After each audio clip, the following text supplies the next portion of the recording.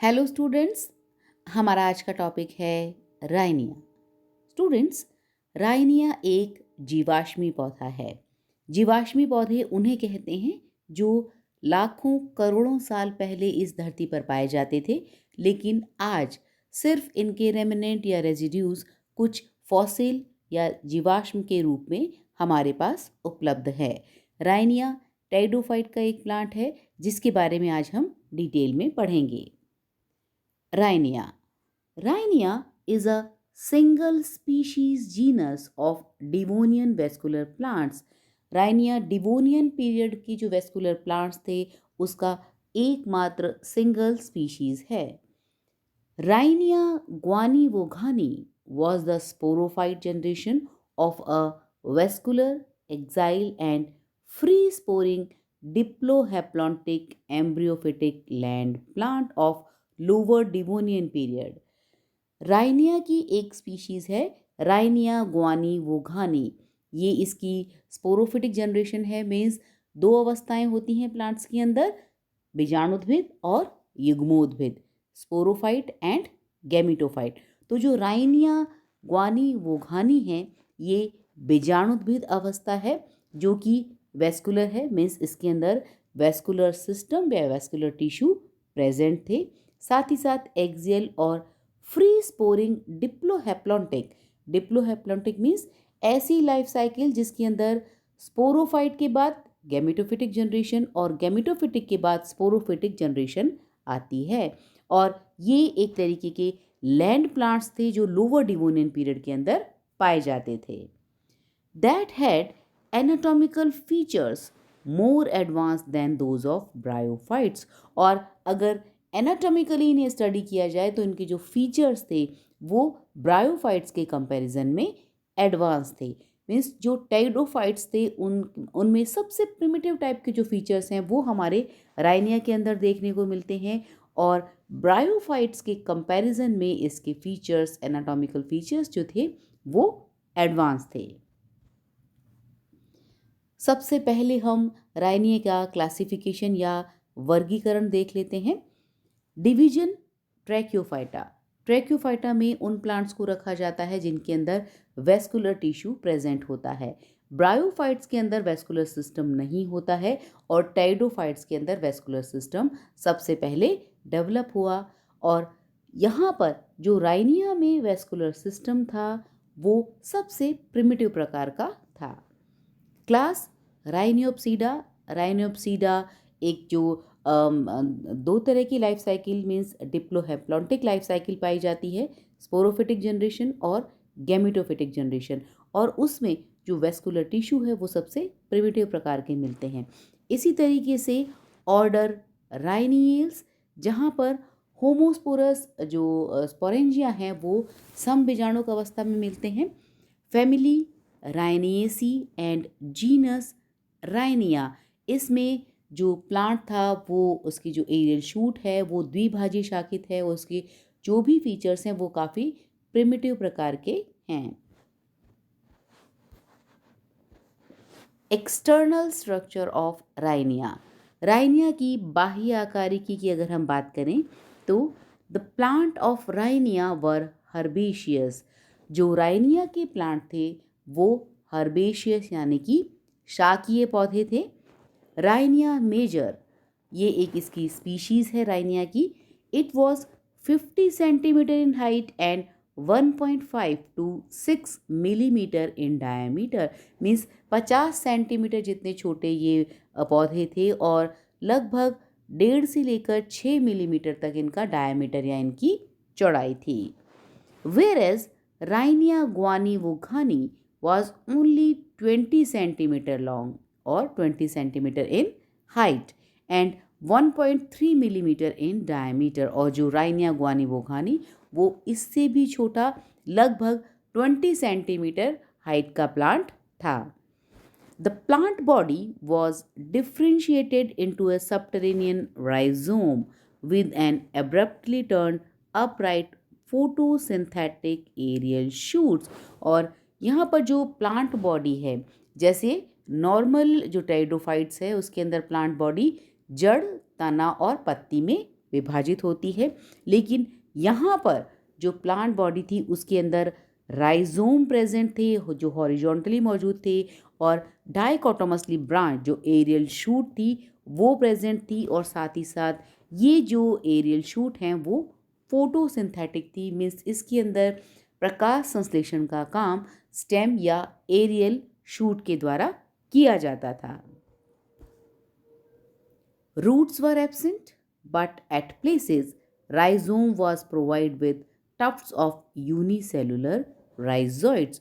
और यहाँ पर जो रूट्स थी, ट्रू रूट्स एब्सेंट थी। रूट्स की जगह पर जो राइजोम्स थे उससे कुछ राइजॉइड्स या हेयर लाइक राइजॉइड्स निकले रहते थे, जो गुच्छों, Tufts means bunches of hairs means गुच्छों के रूप में मौजूद थे, जैसा कि हम इस डायग्राम में देख सकते हैं। यहाँ पर ये जो हॉरिजॉन्टल राइजोम मौजूद है इसमें जगह जगह पर गुच्छों के रूप में राइजॉइड्स निकले हुए हैं, और ये जो राइजॉइड्स थे वो रूट्स का यानी कि जो न्यूट्रिशन को एब्जॉर्ब करने का काम किया करते थे। The aerial shoot were cylindrical and leafless. यहाँ पर अब हम डायग्राम में देख सकते हैं स्टूडेंट्स कि जो एरियल शूट है वो सिलेंड्रिकल है, और साथ ही साथ इसमें पत्तियाँ अनुपस्थित हैं। इसीलिए प्रकाश संश्लेषण का काम यहाँ पर जो एरियल शूट है उनके द्वारा किया जाता था, और इनमें क्लोरोप्लास्ट मौजूद होता था। With a tapering dichotomously branch system, और ये देखिए इस तरीके से द्विभाजी शाखित हमारा जो एरियल शूट है वो मौजूद होता था राइनिया के पौधों में। सो स्टूडेंट्स, एक्सटर्नल फीचर या बाह्य आकारिकी की अगर हम बात करें तो राइनिया के पौधे के अंदर राइजोम मौजूद थे, जिनके अंदर राइजॉइड्स गुच्छों के रूप में निकले रहते थे। साथ ही साथ एरियल शूट डाइकोटोमसली ब्रांच था, मीन्स द्विभाजी शाखित था, और जिनके अंदर पत्तियां अनुपस्थित थी। इसीलिए फोटोसिंथेसिस का काम एरियल शूट के द्वारा किया जाता था, और टिप पर स्पोरेंजिया मौजूद थे। In Rhynia major the aerial shoots were smooth, but in case of Rhinia guanivogani, many adventitious branches were present on the aerial shoot as well as rhizome। यहाँ पर राइनिया की दो स्पीशीज़ के बारे में हम जानते हैं। मीन्स जितने भी फॉसिल रिकॉर्ड हमें मिले हैं उसके आधार पर हम ये समझ सकते हैं कि राइनिया की दो स्पीशीज़ मौजूद होंगी, एक राइनिया मेजर और दूसरी राइनिया गुआनिवोगानी। जो राइनिया मेजर का प्लांट है उसके अंदर एरियल शूट वो स्मूथ थे, मीन्स उसके अंदर पत्तियां या किसी भी तरह की एक्स्ट्रा ब्रांचेस नहीं थी, जबकि राइनिया जो गुआनिवोगानी प्लांट स्पीशीज था उसके अंदर एडवेंटिशियस ब्रांचेस प्रेजेंट थी। These branches perhaps help in vegetative propagation, और ऐसा माना जाता है कि जो एडवेंटिशियस ब्रांचेस थी वो ज़रूर इसके वेजिटेटिव रिप्रोडक्शन या फिर कायिक जनन में सहायता करती थी। ये देखिए स्टूडेंट्स, हम देख सकते हैं राइनिया मेजर और राइनिया गुआनिवोगानी दोनों के जो एक्सटर्नल फीचर्स हैं, इसमें सबसे सिंपल जो राइनिया मेजर था, यहाँ पर राइजोम, एरियल शूट, राइजॉइड्स मौजूद थे। जो एरियल शूट है वो द्विभाजी शाखित है, और यहाँ पर जो एरियल शूट के टॉप पर या एपिकल रीजन पर स्पोरेंजिया या बीजाणुधानियाँ उपस्थित होती थीं। जबकि राइनिया गुआनी जो वोगानी स्पीशीज़ है, राइनिया गुआनिवोगानी, उसके अंदर एडवेंटिशियस ब्रांचेस, यहाँ आप देख सकते हैं इस तरीके की एरियल शूट के अंदर जो ये एडवेंटिशियस ब्रांचेस प्रेजेंट हैं, ये वेजिटेटिव रिप्रोडक्शन या कायिक जनन का काम करती थी। स्टूडेंट्स, अब हम बात करते हैं राइनिया के आंतरिक संरचना या इंटरनल स्ट्रक्चर के बारे में। Anatomically the aerial shoots and rhizomes are almost similar. अब जो इसका राइजोम और एरियल शूट थे वो इंटरनली अगर हम देखें तो लगभग इनके अंदर जो संरचना थी बिल्कुल समान थी। T S of aerial shoot can be differentiated into three parts. अगर शूट का टीएस देखा जाए तो उसको हम तीन पार्ट्स के अंदर डिवाइड कर सकते हैं, एपिडर्मिस, कॉर्टेक्स और steel. Epidermis, it was the outer most surrounding layer. जो एरियल शूट या राइजोम था उसके सबसे बाहर वाली परत को हम एपिडर्मिस कहते हैं। It was one cell thick, और ये जो परत थी वो सिंगल लेयर्ड थी, मीन्स एक परत ये थी, and covered by thin cuticle, और ये एपिडर्मिस थिन एक क्यूटिकल की पतली लेयर के द्वारा कवर्ड थी। In aerial shoots, it was interrupted at certain places by stomata, but stomata were absent in rhizome. और एरियल शूट का अगर हम टीएस देखें, जो एपिडर्मिस थी वो जगह जगह पर स्टोमेटा से इंटरप्टेड थी, मीन्स इनके अंदर स्टोमेटा मौजूद थे, जबकि राइजोम वाला जो रीजन है वहाँ पर स्टोमेटा अनुपस्थित थे। सेकेंड अगर लेयर की हम बात करें तो वो थी cortex. Epidermis was followed by cortex. It is differentiated into outer cortex and inner cortex. और एपिडर्मिस के जस्ट बाद कुछ लेयर्स कॉर्टेक्स की मौजूद थी, और कॉर्टेक्स दो भागों में विभाजित था, outer cortex and inner cortex. The outer cortex was only 1 to 5 cells thick, और जो आउटर कॉर्टेक्स था वो एक से लेकर चार परत ये था, thin walled and without intercellular spaces, और इसकी जो कोशिकाएं थी उनकी जो कोशिका भित्ति थी वो पतली थी, मीन्स ये थिन वॉल्ड सेल्स थी। साथ ही साथ इनके अंदर इंटरसेलुलर स्पेसेस का भी अभाव था। The inner cortex had large intercellular spaces and its cell had chloroplast, और इनर जो कॉर्टेक्स है उसकी जो कोशिका भित्ति थी वो मोटी थी, और इनके अंदर इंटरसेलुलर स्पेसेस मौजूद थे, और साथ ही साथ इन कोशिकाओं के अंदर क्लोरोप्लास्ट भी मौजूद था। इसीलिए जो फोटोसिंथेसिस का काम था वो इनर कॉर्टेक्स की जो कोशिकाएं हैं उनके द्वारा संपन्न होता था। इसीलिए इसके अंदर जो इंटरसेलुलर स्पेसेस थे वो भी मौजूद थे ताकि गैशियस एक्सचेंज हो सके। It is thought that this was the chief photosynthetic reason of the plant, और ये जो सारे फीचर्स हैं मीन्स क्लोरोप्लास्ट की मौजूदगी, साथ ही साथ इंटरसेलुलर स्पेसेस का होना, ये प्रूव करता है कि ये जो इनर कॉर्टेक्स वाला पोर्शन है वो ज़रूर फोटोसिंथेसिस का काम करता होगा। The endodermis and pericycle layer were absent, और इसके अंदर एंडोडर्मिस और जो पेरिसाइकिल है उसकी परतें अनुपस्थित थी। तो सेकेंड लेयर हुआ कॉर्टेक्स। कॉर्टेक्स दो भागों में विभाजित था, outer cortex and inner cortex. Outer cortex की जो कोशिकाएं थी उनके अंदर इंटरसेलुलर स्पेसेस नहीं थे, जबकि इनर कॉर्टेक्स की जो सेल्स थी उनमें इंटरसेलुलर स्पेसेस भी मौजूद थे।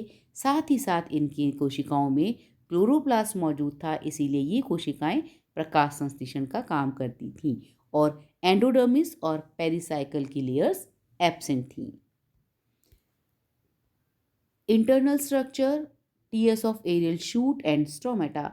अगर इसके इंटरनल स्ट्रक्चर का हम डायग्राम देखें तो हम देख सकते हैं इसके अंदर जो एपिडर्मिस है वो सिंगल लेयर्ड है, साथ ही साथ थिन क्यूटिकल की लेयर भी इस एपिडर्मिस को घेरे हुए है।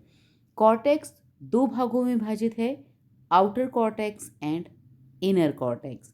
आउटर कॉर्टेक्स एक से लेकर 3 लेयर थिक था, जिसके अंदर इंटरसेलुलर स्पेसेस हम देख सकते हैं अनुपस्थित है, लेकिन इनर जो कॉर्टेक्स है उसके अंदर इंटरसेलुलर स्पेसेस भी मौजूद हैं, साथ ही साथ जो कोशिकाएं थी उनके अंदर क्लोरोप्लास्ट उपस्थित था।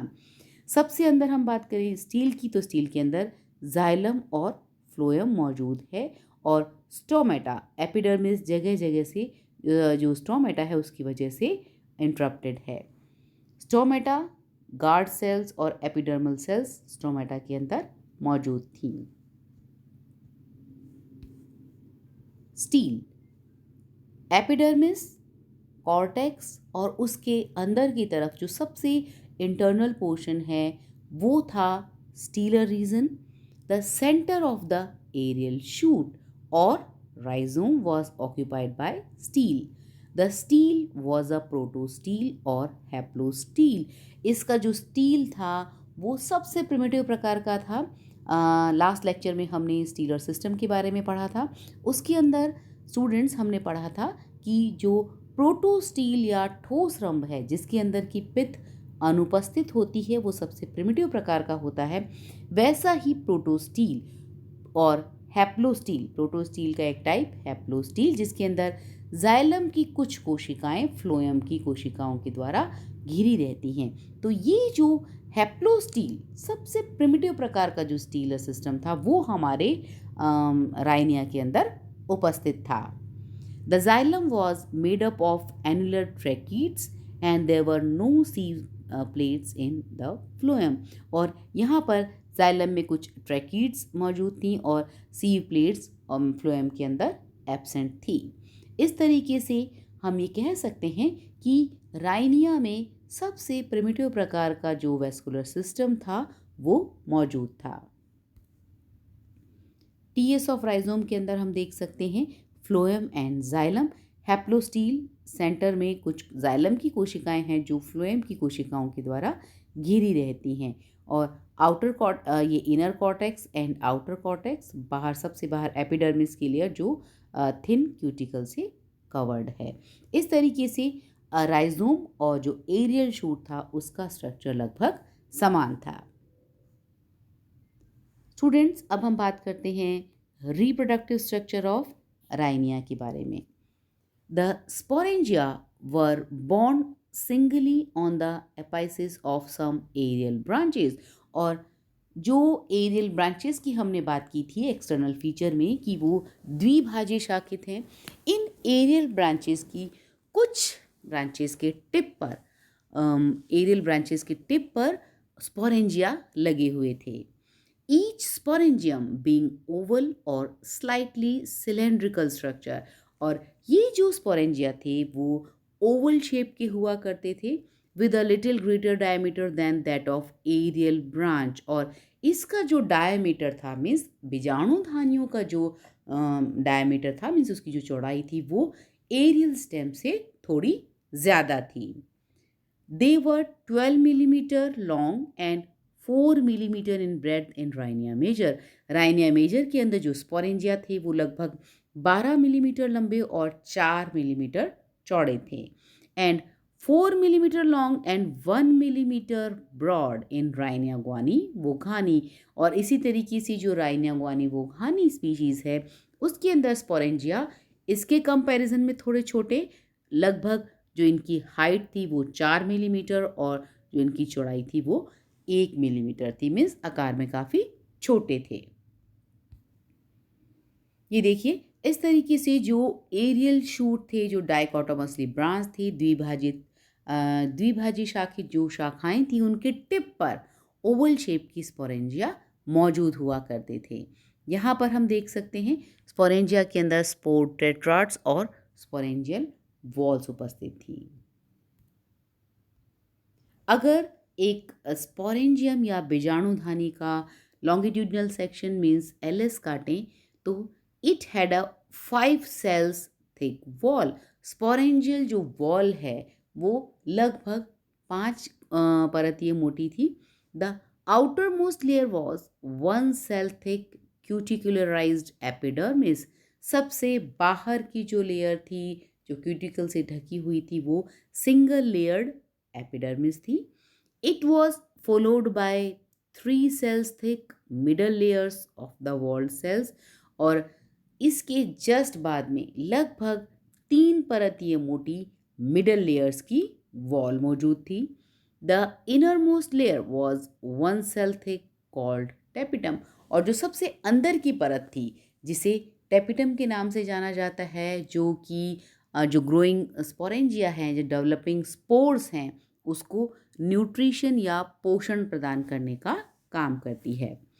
The wall was surrounding a spacious sporangial cavity.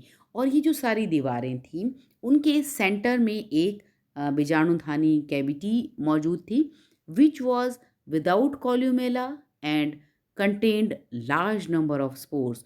और ये जो बीजाणुधानी का बीच का स्पेस था, जो कैविटी थी, उसके अंदर कॉल्यूमेला अनुपस्थित थे और लार्ज नंबर में स्पोर्स मौजूद हुआ करते थे। The spores were of same size, और इसके जो स्पोर्स थे सभी स्पोर्स एक ही साइज के थे and measured up to 60 micron in diameter. It means that Rhynia was homosporous. Rhynia के अंदर जो बीजाणुधानी में बीजाणु थे उनका आकार समान था, सभी एक जैसे थे, मीन्स वो एक सम बीजाणु प्रजाति थी। In many specimens, the sporangium contained tetrahedral tetrads of spores। और जो भी जीवाश्मी प्रूफ हमें मिले हैं उसके अंदर जो जीवाश्म हैं उनके अंदर देखा गया कि स्पोरेंजियम या बीजाणुधानी के एलिस के अंदर स्पोर टेट्राड्स मीन्स बीजाणु चतुष्क मौजूद थे विच suggest that they were formed by reductional division. और जब भी बीजाणु चतुष्क बनते हैं या स्पोर टेट्राड्स बनते हैं तो वो मियोटिक डिवीजन मीन्स अर्धसूत्री विभाजन के बाद बनते हैं। And the plant bearing them represents the sporophytic generation. तो इस बात से प्रूव होता है कि जिस प्लांट पे ये लगे हुए हैं स्पोरेंजिया वो एक डिप्लॉयड प्लांट होगा, मीन्स बीजाणुद्भिद प्लांट होगा जिसके अंदर 2n number of chromosomes present होंगे और मियोटिक डिवीजन या अर्धसूत्री विभाजन के बाद उसके अंदर रिडक्शनल डिवीजन के बाद वहाँ पर स्पोर टेट्राड्स का निर्माण हुआ होगा। There was no special mechanism of sporangium dehiscence. और ये स्पोर्स बाहर कैसे निकलते थे इसका कोई स्पेशल मैकेनिज्म नहीं था, बस ये मान सकते हैं कि ये जो स्पोर्स थे वो स्पोरेंजियल वॉल के डिसइंटीग्रेट होने पर स्पोर्स बाहर आ जाते थे। Nothing definite about the gametophyte of Rhynia is known. और जो भी जीवाश्म हमें प्राप्त हुए हैं उनके आधार पर किसी भी प्रकार के गेमिटोफाइट की कोई भी जानकारी नहीं है। तो ये माना जाता है कि जो राइनिया का प्लांट है जिसके जीवाश्म हमें मिले हैं वो उसकी स्पोरोफिटिक या बीजाणुद्भिद अवस्था है जिसके अंदर होमोस्पोरस या सम बीजाणुक बीजाणुधानियां उपस्थित थी। ये बीजाणुधानी का जो जीवाश्म है इस तरीके से हम देख सकते हैं।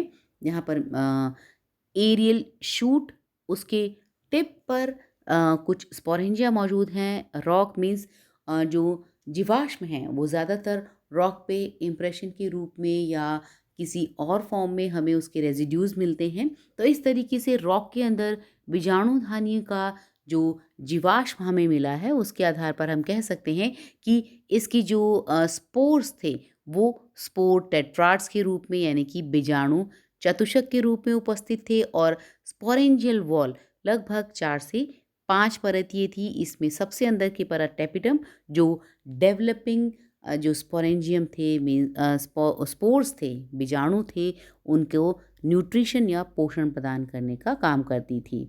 और ये जो स्पोर टेट्राड्स या बीजाणु चतुष्क हैं उससे इस तरीके से सिंगल सेल्ड बीजाणुओं का निर्माण होता था। सो स्टूडेंट्स, आज हमने बात की जीवाश्मी प्लांट राइनिया के बारे में। राइनिया का क्लासिफिकेशन या वर्गीकरण क्या है, उसके बाह्य संरचना एक्सटर्नल फीचर्स, साथ ही साथ आंतरिक संरचना इंटरनल स्ट्रक्चर और रिप्रोडक्टिव स्ट्रक्चर स्पोरेंजिया के बारे में भी आज हमने पढ़ा। So this is all about today's lecture. Thank you.